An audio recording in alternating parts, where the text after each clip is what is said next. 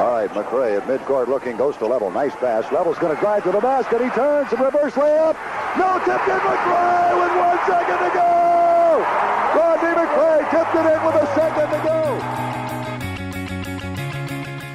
go. Joining me is Victory Prep High School coach Rodney Mccray, an NCAA champion with the Louisville Cardinals and an NBA champion with Michael Jordan's Bulls, but more importantly, one of my favorite Rockets from the 80s. And Rodney, I remember back when you were drafted back in '83, and in my bedroom I used to have a Nerf ball, and I would pretend to be Rodney Mccray, have the line drive jump shot that you had. What do you remember about those days? Just you get the call that you're third pick of the draft and you're going to be a Houston Rocket. You're coming to Houston. Well, it seems like it was just yesterday. First realizing that all your hard work paid off, was about to pay off, and a dream come true, getting the opportunity to play in the NBA and to come to a great city, warm weather like Houston was exciting.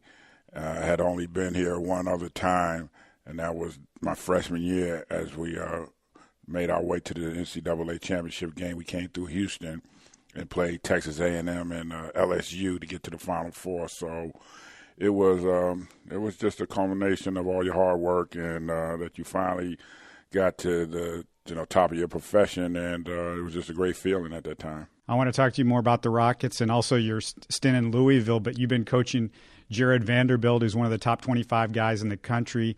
He's decided to go to Kentucky next year. Now, you're a Louisville guy. Did that hurt you a little bit when you heard he goes, I'm going to Kentucky? Yeah, it hurt me. We joke about it, but I remember when I first met him over 4 years ago. I saw him for the first time just go through workouts. I called up to Louisville. I said, look, I just got a young man that enrolled at the school. He's special talent. He's going to be something special. Y'all need to keep him on the radar. So I did reach out and let him know a long time ago. But he's been recruited for over 4 years. He's played with the Houston Hoops AAU, and everybody's had opportunity to see him. But I think he at the final decision he made a good choice for himself, and he's excited. I'm excited for him, but.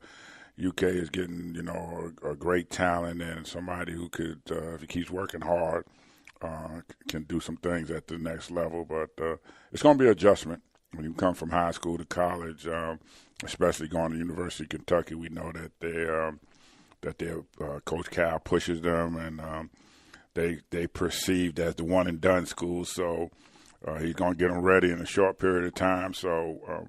I've just been feeding him like you got to be mentally and physically ready when you step on campus come June. Let me take you back to your recruiting process. You're a kid out of New York, right? You're Mount Vernon, I believe, was yes. Where you're from. So when you're going through the recruiting process, how did you come up with Louisville? And tell me about getting recruited by Denny Crum. It was a different circumstance for me. I had an older brother, Scooter, who's 16 months older than me, and I was able to see firsthand the recruiting process a year before it was really my turn. So I sat in on all the speeches and the sales pitches as far as why you should come to this school and where we're going to play you, what we envisioned our team being like with you. So, and I see it was basically I was sitting there a year before, but it just was my brother who was being recruited. So.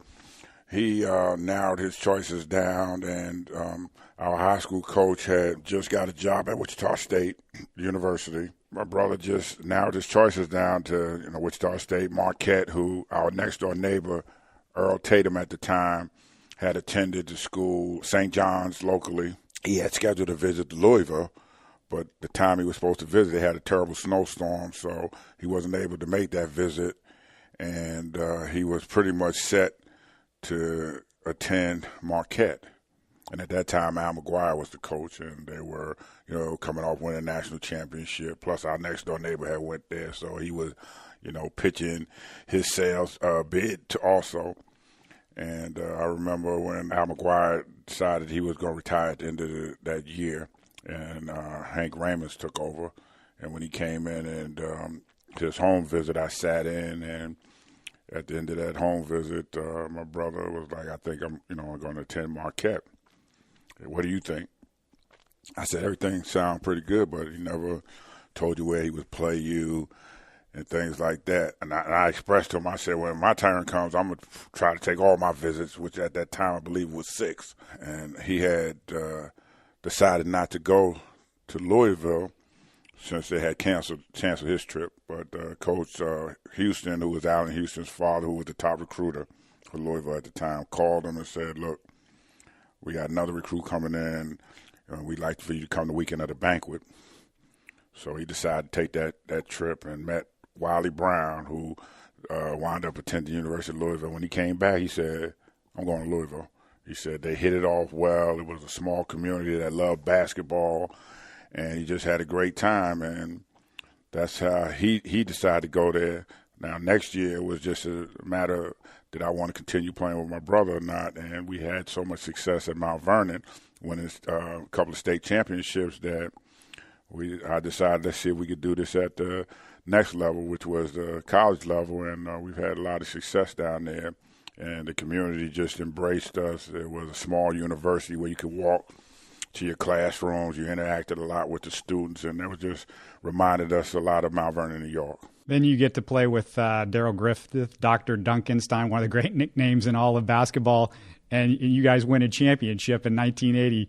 Almost right out of the gate. So what was it like to play with Darrell Griffith, and what do you remember about playing with him? Well, I remember my brother's first year, and I think Griff had played one summer with the World University Games, and they showed him jumping over a player. First thing out of my mouth was, does Griff jump as high as they say he jumped? He was like, yeah, he jumps that high. So I just couldn't wait to get there so I could see for myself. But I knew going in that they had a young team, because when my brother went there a year before, they had 4 talented freshmen that came in the year before I arrived. So when I made a selection to go there, a lot of people were like, well, you're going there. They're a young team. You think you're going to be able to play? I was like, I'm confident no matter where I go that I'm going to play as long as I work hard. And plus, I want to be pushed every day in practice. But when I stepped onto the campus my first week, and we was just working out, and I was like, whoa, this is going to be a little tougher than I thought it was going to be. But the competition level in practice was so high that when it came time for the game time, it just made it that much easier, because you knew if you didn't bring your A game that somebody coming in off that bench might play that night, play well, and you might not get back in the game. So you was always on your toes, ready to compete, practice, and it worked out for the best for us. 3 Final Four appearances in 4 years at that time was pretty much unheard of. You didn't win the game in '83 that everybody remembers around here against U of H, but it was one of the great games ever. What was it like to be in that atmosphere? And I believe that was in New Mexico, right, in Albuquerque? Yes, it was. All year long, we were considered basketball junkies, and when we weren't playing, we were watching ESPN, who had just burst onto the scene.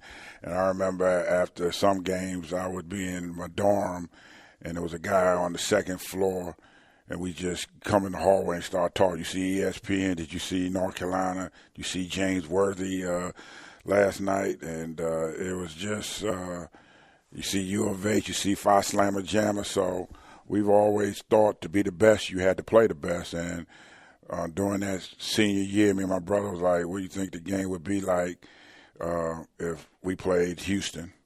And we knew we were on a collision course. If we continued to do what we were going to do and they were going to do that, eventually we would meet, and it wouldn't have been the same to get to a championship game if you didn't have opportunity to play with who you considered could have been or was the best team in the country that year. But it was a great game. It was a great hype. It lived up to the hype.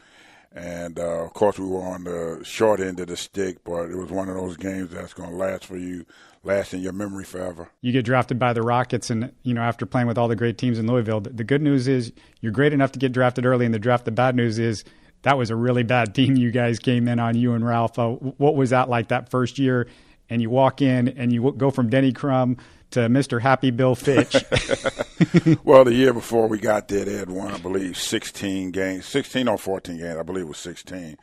So me and Ralph, I was like, I know we're going to be able to win at least 20-something games. We're going to win more than 16 games. But we were on a plan, a 5-year plan to just keep getting better, add players along each year. And not only did me and Ralph come in, we also had Craig Elo, who was part of that team. Most people remember him as playing for Cleveland, but he did start out in Houston. But we were fortunate enough to come to a team that had a lot of veteran leadership. Elvin Hayes was getting ready to retire at the end of the year.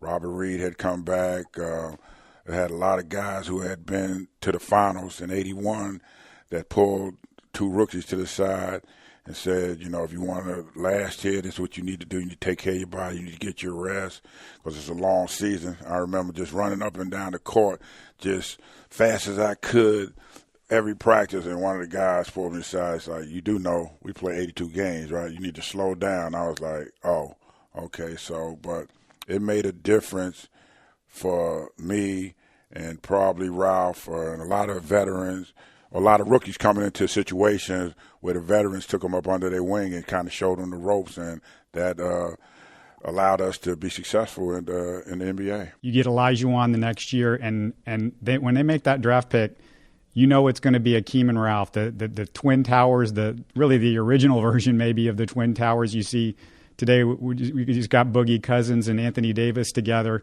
What did you think? How did you think that was going to work? And as the guy that was out front there, you had to like it because you knew if somebody got by you, they weren't getting very far. Absolutely. Well, when they drafted me the year before, there was a lot of speculation that they were going to take, they were looking at Clyde, they were looking at Dale Ellis, they were looking at guys that could score. And at that time, when they were interviewing players, I don't believe they had made a selection of which coach they were going to bring in. Because remember, Dale Harris had been let go, and they were still kind of searching for a coach. And our CD, who was Carol Dawson at the time, I believe, was part of the scouting department, and he was, they bring people in to work out. But when Coach Fitch got the job, right away he said he was looking for a complimentary player who wasn't per se looking to score. We needed somebody that could get the ball to Ralph at that time and just play his role. Because I like to play defense, like to get the ball to the open man. I was pretty much all-around ball player. So after our rookie year, which we thought was a successful year, we get lucky. Like you said, we got Olajuwon. And I'm like, I remember just hearing that we won the coin toss and they were going to select Olajuwon. So I was like, okay. My first thought was like, which one of those 2 guys are going to play the power forward? And Ralph, who always thought he was a guard, said, I'll play power forward. So it really made my job a whole lot easier. Instead of having one guy to throw the ball to, I had 2 of them, and you just play off of them. But again, we had picked up John Lucas. We had Lewis Lloyd, who loved to score. We had Mitchell Wiggins coming off the bench. So the team was really looking pretty good. And like I told you, we were on a 5-year plan, and we got to the finals in 3 years. So it was pretty successful. We liked our team. We liked the pieces, and it was like a puzzle. Everybody fit together. They knew their roles, and we played it to the T. Did the fans take a while to warm up to you? Because I know there was a contingent out there that wanted to see him draft Clyde Drexler. He played for Phi Slama Jama. He was a Houston kid. I'm sure you understood the way they felt about that. And, you came in, and they probably thought, well, this guy's the guy that just beat, this guy just took on Clyde and played him, and Clyde beat him and all that kind of thing. Did it take a while to kind of warm up to you? Well, I knew coming in that every time I stepped out on the court that I had to be ready to play and play well. Because if you don't, see, I told you they should have took Clyde and all this stuff in. My whole thinking was, and the night before the draft, me and Clyde sat in the hallway and we're talking about just living, tomorrow we're going to, fulfill our dream. So I felt as though if they picked Clyde, that they would have been making a great decision. But I also felt that I was a good player. And there was other players in the draft that were pretty good players that they could have taken too. So you look at it now, Clyde's a top 50 player. It worked out well for him, and it worked out pretty good for me too. But there's people today like, I can't believe that they, took you over Clyde. And you got some people that said they made, a good decision because they needed a complimentary player at that time. And I believe Clyde, when he first came in, when he went to Portland, they had penciled him in as a 3-man. But we know he turned out he was one of the greatest two guards in the NBA history. So I was just happy to be drafted no matter where I went. I'm glad I came to Houston, but if I'd have went to Kansas City, I'd have been happy. And but at the end of the day, it worked out well for both of us. Eventually, Clyde made his way back here. He won a championship. And in a way, you got us Clyde because they traded you and Jim Peterson for Otis Thorpe, and then Thorpe ended up getting dealt for Clyde Drexler. So it all worked out, and both of those guys were very critical parts, obviously, of them winning both of the championships. I wanted to also talk to you about the nickname, because I remember, as good as nickname as the Dream was as a kid, I loved, the Freight Train. Where did that come from? I believe McCoy McLemore, who's no longer with us, it could have been Bill Orwell. It was like anytime you see him on the break, he's going straight to the basket. And that was my way of thinking, like, okay, if you're going to draw a charge on me, you're going to feel it. The next time you may move out the way. So I was just one of those guys that like to get up and down the floor, like to finish strong at the hoop. And that was my game, like running the floor, defending, like I said, and getting other people involved. So I kind of embraced the nickname and try to live up to it in some form. Now, you had to guard some of the great small forwards in a golden age of small forwards. Tell me, I think all these guys you had to guard probably at one point: Mark Aguirre, Bernard King, James Worthy, Adrian Dantley, Dominique Wilkins, Xavier McDaniel, Larry Nance, Alex English, and Larry Bird. You were guarding all those guys, right? Absolutely. That was my job when I showed up here in Houston. I knew first and foremost that defensively probably was one of the key ingredients for giving me the opportunity to be drafted as high and wind up in Houston. So I took pride in playing defense, and my whole thought process was, if the guys scored 30, they were supposed to score 30, because at that time the small forward position was the scoring position in the league. And what I pride myself on was watching game film, being a student of the game, and guys who are professional scorers, you're just not going to stop them, because every time down floor, their teammates is looking to get the ball. The ball has to go through them. Like when I was with the Rockets, the ball had to go through Olajuwon and Sampson. Everybody knew it. So I just try to take maybe one thing away from them, try to make them do things that they were uncomfortable, and get a hand up and just stay with them. But my thought process was, every time they touched the ball, the mindset was they were looking to score. So you couldn't relax defensively, and it allowed me to make a couple of all-NBA, all-defensive teams. And like I said, I took pride in defense. Who was the toughest of those guys to guard? Who did you hate going up against? I mean, I'm sure all of them had their problems, but who was the toughest? All of them had big games at one time or another. It was just they scored in different ways. You had AD, who could get you in foul trouble. I mean, you couldn't even breathe on him. They call a foul. He go to the free throw line. You had Alex English, who is just poetry in motion. You had Bernard King, who, during the playoffs against the Celtics, 2 50-point games. It's hard to say. You got Dr. J, who was still doing this thing when I came in. But I just, like I said, I took pride and took the challenge. I was just like, you know what? I have opportunity to play against these great players.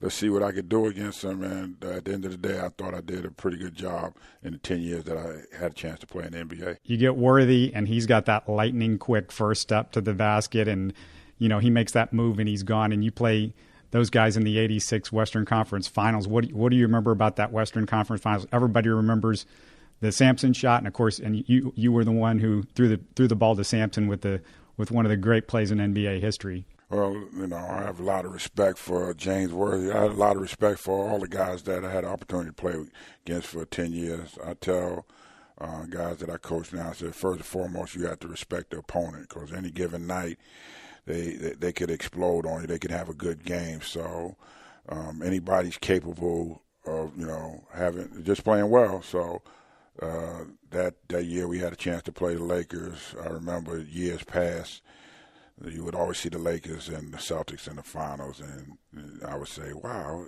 nobody else can get to the finals, so here's our opportunity. We're supposed to be the young up-and-coming team in the Western Conference. We're going against the Laker dynasty, Showtime, and the matchups, me and Worthy was kind of similar, that we like to get out on the break, but he was, after Kareem, he was their go-to guy in the post, so I knew I had my hands full, but we were just ready for the challenge. We had to go through some growing pains because the first couple of years we had trouble beating the Lakers. But that particular year, I believe we won the last meeting against them, and we were looking forward to, have an opportunity to play them in the playoffs. And like I said before, in order to be the best, you have to beat the best. And at that time, the Lakers were the best team in the NBA, and they pretty much handled us easily the first game. And then the next 4 games, we beat them 4 games in a row. And at that time, we were taking the games one game at a time. And then when I look back on it, I was like, wow, we beat the Lakers 4 straight games to get to the NBA Finals, and that was a feat in itself. And it was just the future looked bright for the Houston Rockets at that time. 3 years in, 2 years with Olajuwon, 3rd year with me, Ralph, we were looked like we were going to be on top of the Western Conference for a long time to come. I've heard you say that, Ralph, you weren't surprised that he made this shot because he practiced that shot. Coach Fitch would always say you have to have a basic go-to move. If we call your number a shot that you could depend on, it may not necessarily go in, but it's going to give us the best opportunity possibly to tie the game or win the game. And he would shoot some shots like that over his shoulder. It is not the prettiest shot, but when we went out there for the formation and I saw how the Lakers were lining up, I was anxious. I was just had my hands ready, like, please, official, give me the ball, like, right now before the Lakers realized that I have a direct line straight to Ralph. And I remember Worthy looking at Coach Riley, you want me to get on the ball, you want me to fall back in Ralph's lap, or how you want me to play it? And they were kind of in limbo, and when he gave me the ball, I was like, just make a good pass to him. Mccray will inbound, 1 second on the clock. Sampson. It goes, it's over. A miraculous shot by Ralph Sampson has given the Houston Rockets a trip to Boston for the NBA World Title. And I got a direct line to him, and it touched his hand. He shot it over his shoulder, and it bounced up, and it almost looked like when you slowed it down, Mitchell Wiggins was like right there. Like, he was like, man, I could tip this in, and I'm glad he just let it go, and it trickled in. And for a moment, it was like, we're getting ready to go to the NBA Finals, and it was just a great feat at that time to eliminate the Lakers on their home floor and have a celebration out there in L.A. And I just remember when we were in the locker room celebrating, and they had like a tunnel that connected the Lakers locker room to the visitors locker room, and Magic came over there and congratulated us and told us good luck and wished us well and bring the championship back to the Western Conference. So it was just one of those times that you remember for the rest of your life when you had opportunity to play in NBA Finals. Was that your favorite moment in the NBA? Because you won a championship with Michael Jordan, but maybe weren't as involved with that team, and you were much more a part of what happened with the Rockets in '86. I believe it probably is because, like you said, as rookies, we came in and had just come off winning 14 to 16 games, and we won like 29 games our rookie year. Then we get Olajuwon, and then we make the playoffs his rookie year, our second year in the league. We get knocked out by Utah, and you know how the NBA is, or professional sports is, if they can improve the team, well, it's each year that they're looking to do that. But Coach Fitch came in with like I said, a 5-year plan, and we really never lost any of our core players. We, after our first year was, I believe, Robert Reed came back, myself and Ralph. They picked up Lou Lloyd.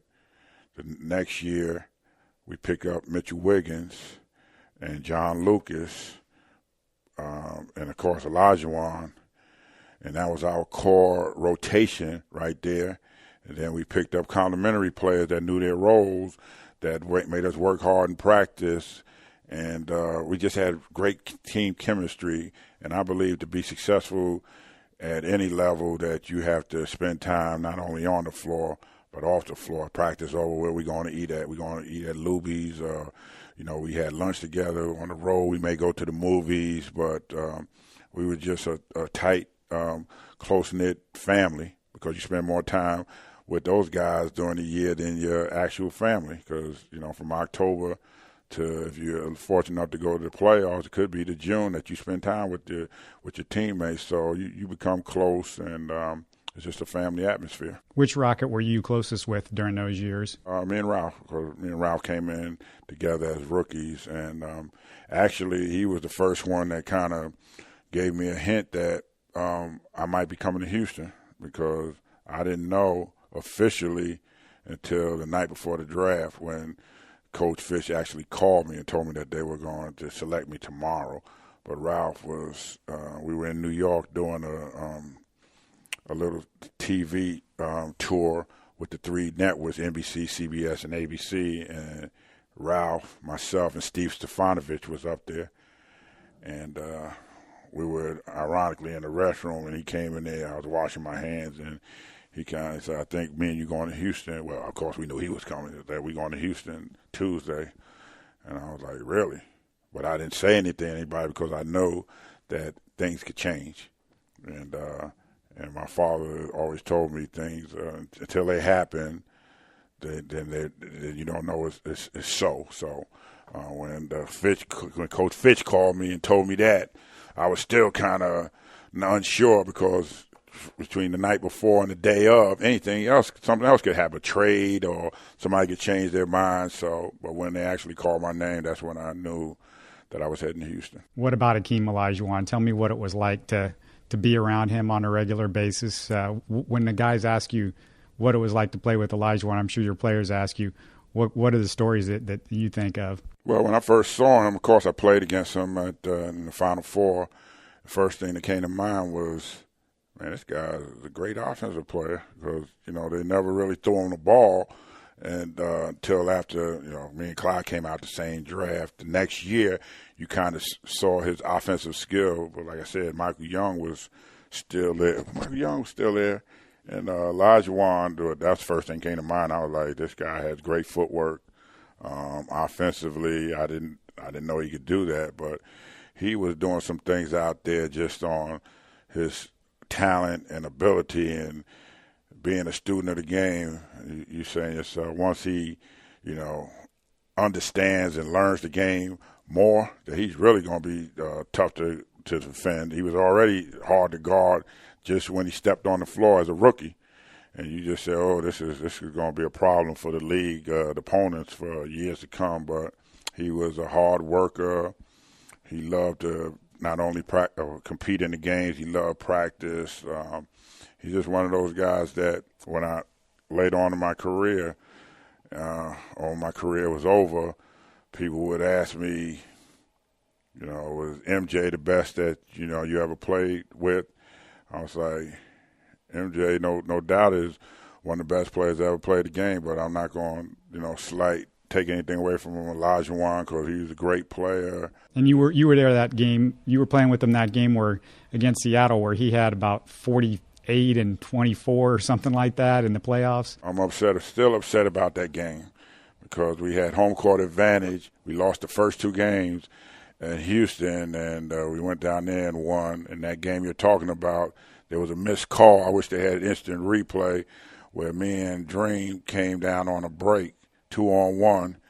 I probably, looking back, I should have laid it up, but I dropped it off to him, and he laid it in. He laid it off the glass. They hit it after it came off the glass. They wound up fouling him. He went and knocked down 2 free throws, but had they counted the basket, we would have came back here for game 7, which we felt as though if we could get it back to Houston, that it would have been another matchup with the Lakers the next round. So, but that game was back and forth. He was incredible. They couldn't stop him. But it was one of those situations where, losing 2 games at home caught up to us, and we made some mental mistakes that cost us the ball game and ultimately cost us the series, not being able to get it back here to Game 7. But I remember that game like we just played it yesterday. What do you remember about that, playing against Larry Bird in the '86 finals and trying to figure out what to do with him? Well, I already knew it was going to be a handful. And I remember me and Coach Fitch talking. He was like, in order for us to, have opportunity to win this thing, that I was going to have to play, pretty good or play close to the same kind of stat line or numbers that Bird was going to play at. So, but I just went in there confident that I was going to play well, that we were going to play well, and we had a great opportunity to win that series. Looking back on it and listening to a lot of the historians, they recognize that Celtic team as possibly the best Celtic team of all time. You're looking at Larry Bird, Kevin McHale, Robert Parrish, Bill Walton, Dennis Johnson. That's 5 Hall of Famers. And that at that time, there was a 2-3-2 format. And I believe that we had a great opportunity to steal Game 1. But when we came back here, we won 2 out of 3 games. And we should have won all 3 of the games, but we missed the assignment at a crucial point in the game in a pick-and-roll situation with Larry Bird and Bill Walton, where we had already talked about what we were going to do had they pick-and-roll, and we misread or misplayed that one situation and left Larry Legend open, and he just drained a three-pointer. And instead, like I said, instead of winning through all 3 games here at Houston, we won 2 out of 3. We went back to Boston, down 3-2, and the rest is history. But again, we felt as though that wasn't going to be our only appearance in the final, so we went through it. You had to go through some things, but we were looking forward to possibly coming back the next year. How worried were you about John Lucas? I mean, how that you guys went through a lot with the situation with him in '86 going into '87 as well. Were you concerned about his well-being as all that stuff is going on? Well, at first, being a young guy in the league and not knowing what you know now as an older person, that first come to mind is how could you do this to the team? We had great chemistry. We had a chance to do some great things together, and this happens. And now, but that's the selfish way of thinking. I didn't, knowing what you know now, that it's addiction and that people need help, and you think about the well-being of the person more so than winning championships. And we talk about that now. When I see him, and he comes up to me, he's like, "Man, I'm with you guys, man. We got a championship. We got more than one championship. If I, would have taken care of what I need to take care of." And I always tease him. I said, it's not guaranteed we would have got to the final because you didn't play a lick of defense, right? So we lost a great basketball player, but I tease him about his defensive end of the court inabilities. But he's turned it around. Happy for him. We talk about it, and of course, older and more mature now. And like I said, I'm just glad that he was able to turn it around. And do I think that we probably would have won the championship had he been with us? Absolutely. But it was just some of those things. You got to go through things, and it was just unfortunate that that happened to him, happened to the ball club. But today he's doing well, and I'm happy for him. We're still friends, still close. And what he's gone through is probably, if he hadn't gone through it, he wouldn't have saved some other people's lives. So you have to think of it in those terms also. And so you lose him and you lose Wiggins and Lloyd with the drugs. But was it just as big as anything that Ralph had the injury? I mean, what do you think was bigger that, maybe the difference between you guys winning some championships?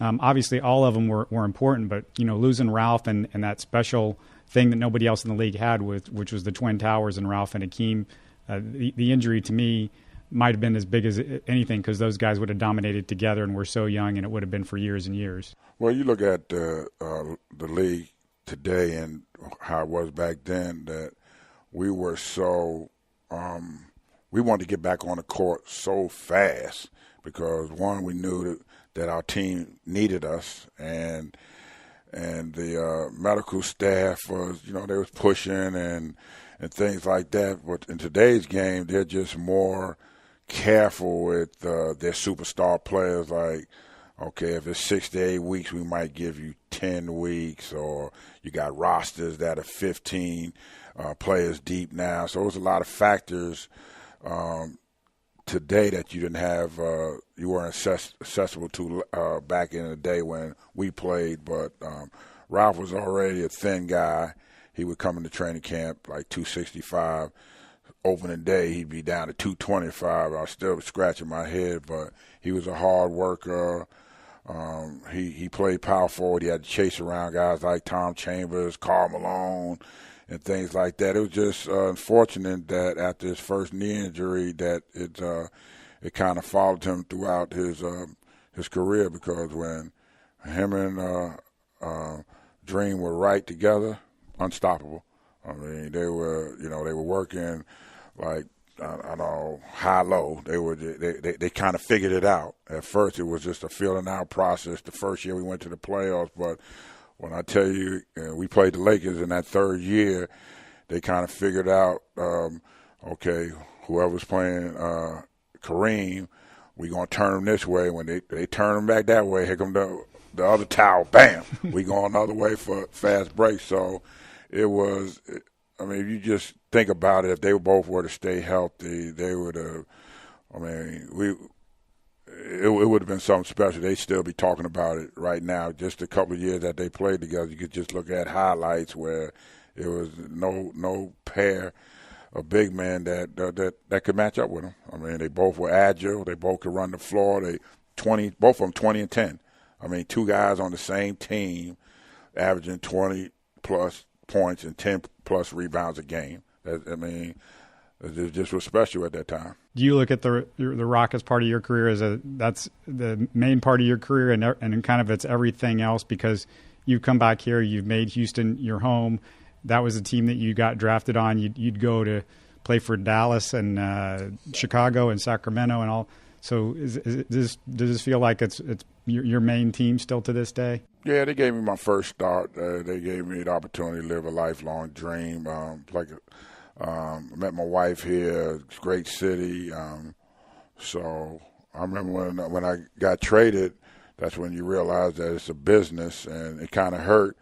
But as you're flying out to your new destination, you kind of perk up and said, yeah, I would have just loved to still be in Houston, but I'm still in the NBA. What am I, upset about? You're still playing a game that you love to play, and it was an adjustment. Me and Jim Peterson went out there together, and that's why you got to make business decisions. It still hurts because, you have relationships with people.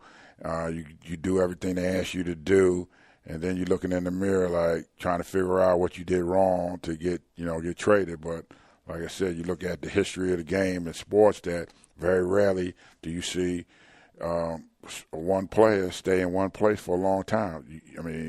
You could count on maybe two hands, a handful of people that played their whole career with one organization. That's just how it is, but it doesn't make it any easier the first time you get that call or notified that you've been traded. Last thing I wanted to ask you about is Michael Jordan, of course, and what did you learn about Michael Jordan that you didn't know playing against him all those years, playing with him? Well, when you go from one team to another, and of course every team has got a great player, and you're always wondering when you get there, and when I got Chicago, does he practice every day? How is it going to be? So I remember the first practice I went to, they had just came off of the dream team. So him and Scotty, Phil gave them like the first week, a couple of weeks off in exhibition to try to give them some rest. But when they came back to practice, I remember just walking to practice, and he's like one of the first ones to practice. And they practice hard. He doesn't miss practice. And I'm like, call my brother up. I was like, he's like, so MJ practice all the time? I said, every day. I said, he wasn't the first ones here. Matter of fact, practice be over, and he's still here. So it's it's just one of those things where that he, to be the best, I mean, he puts in the work. He's dedicated, he's focused, and when you see your best players, even like when I was in Houston with Olajuwon Sampson, you see your best players, the hardest workers are working hard. You can't help but do the same thing. So if you see your best players being laid or whatever they may be, then you got some guys who, Rodney late. So I'm late one time, but your best players, your hardest workers, focused, can't wait till game time. It just trickles down to the rest of the team. But that was a great experience. It's just unfortunate at that time, body had started breaking down, and I just remember the late Moses Malone was telling me, they playing you too many minutes. You're playing too many minutes. But I was like, I feel great. I just feel great. I want to be out there. He was like, but it's taking a toll. You're talking about 82 games, 100-plus games if you make the playoffs.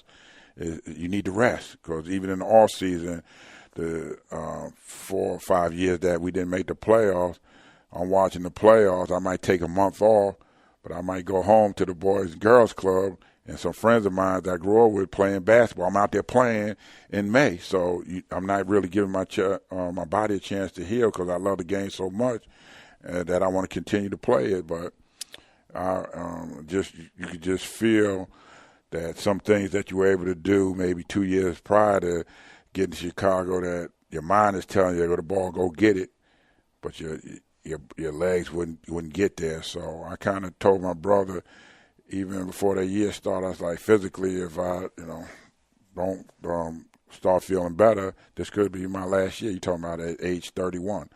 And I just was one of those players that I knew if I wasn't at my best, that it could be trouble out there, because these guys, they're just too good. They're not going to, cut you any slack. Yeah, I know you hurt, but I got to put it on you tonight. And I wanted to be at my best to kind of measure where I was in the league. So it was one of those things. I was happy to get 10 years in, and it was just a great experience in Chicago, because each organization is run different. Each player, team is different, but those guys were true professionals. They worked hard, and everything that I saw before I got there, championship runs and all that, I could see why they, was part of I was in the third year of the first three-peat. Of the three guys that I think of your main coaches, you had some great ones, Denny Crum and Bill Fitch and Phil Jackson. Which one do you take the most from when you're coaching your guys? Who do you feel like you're using a lot of his stuff? I'd say Coach Crum, because Coach Crum, I've learned stuff from all of them, and I've learned that you have to be able to adapt to each coach you play for.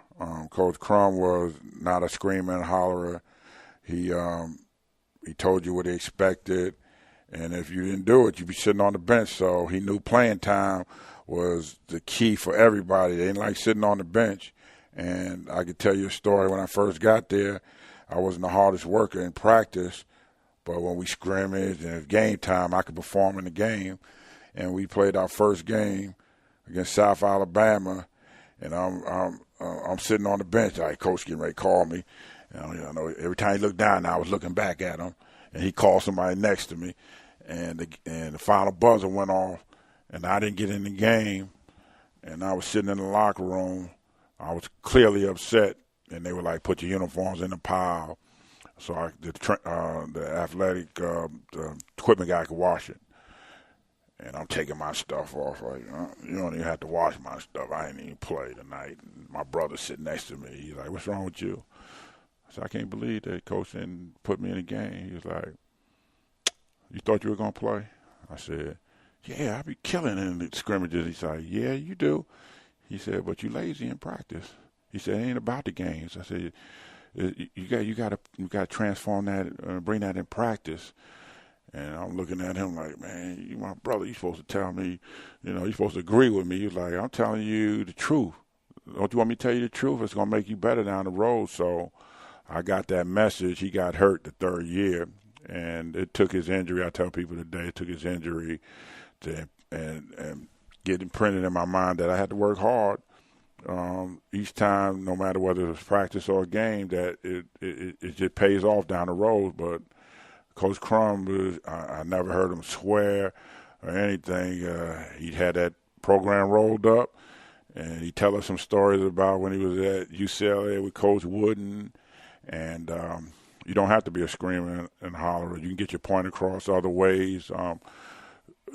Coach Fitch was, from a military background, and you ain't got to like me, but in the end, if you can look at some of the things that Coach McHale has said, that him and Coach Fitch didn't get along when he got at Boston, but he understood it later on that he helped make him become the player that he was, because he was so hard on him, because he saw the potential in him.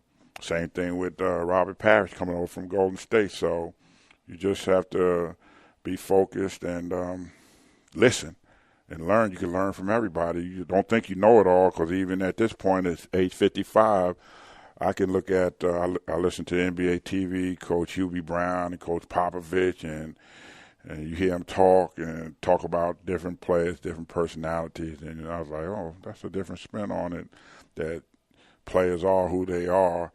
Don't try to change them. You just try to, communicate with them and things like that. But when you try to change them into something that they're not, that's when, it could cause problems. Last thing, the Rockets, do you feel like they've got a real chance to win this year? And, what would you tell these guys as far as, how to take on somebody like Golden State? Because, they're as big an overdog as anybody, and you guys went up against the Lakers, and nobody gave you much of a chance against those guys. How do you feel about this team? Well, the pressure, they really don't have that much pressure on them because everybody's pretty much penciled in, Golden State and Cleveland. But offensively, when they had those threes going like they had last night, but they can score with anybody. I would say to them defensively, if they lock in and just stay focused, because if you run into Golden State, they're going to make shots. Steph and Clay, and when KD comes back, even Draymond, they're going to make shots, but you can't get discouraged, because you only need to just keep it close. And our concept on the road, keep it close. And when it gets to fourth quarter, you're in the ball game. But they're going to make shots as long as you stay the course. And defensively, you can lock down. You can play defense every night. Shots are not going to fall every game, but you could defend every night. But I think I like their chance if they can stay healthy and everybody just embraces their role and keep doing what they've been doing. And I think they could cause some problems for whoever they match up with in the playoffs. But again, they have to stay healthy and stay the course and get a good seeding. But they have opportunity. They can beat anybody in the league. It's just playing your best basketball at the right time, clicking. Like I said, last night I turned on. I was like, wow, they just beat the Clippers like they were. Woo, I don't know what that was, but I like what I see, and they are kind of playing a little more focused on defense this year, and that's what it's going to take. You're not going to outshoot Golden State every night, but like you say, you only got to win. Maybe steal a game at home if you don't on the road if you don't have home court advantage. But our focus was we can get one on the road. Why we can't get two? Because you hear a lot of the commentators or the reporters saying, well, all they need to do is split on the road. But who's to say you're going to come back home and win all your games? So I like what I'm seeing out of them, where their position is right now. And like I said, if they stay healthy, they have an opportunity to do some damage in the playoffs. Well, I wanted to just thank you for taking so much of your time with us, and also thank you for all the great memories over the years with the Rockets. The first team that I kind of fell in love with was your teams, and I have faint memories of the Moses Malone teams, but you guys are the ones I remember, and just a lot of great memories, and love following you, and I really appreciate you taking the time, and good luck with your guys over here at Victory Prep. Thanks a lot. Appreciate it. For more interviews, subscribe to Houston Sports Talk on iTunes, or if you're an Android user, download our free Houston Sports Talk app in the Google Play Store. We're also available on Stitcher or the TuneIn app, and our website is HoustonSportsTalk.net.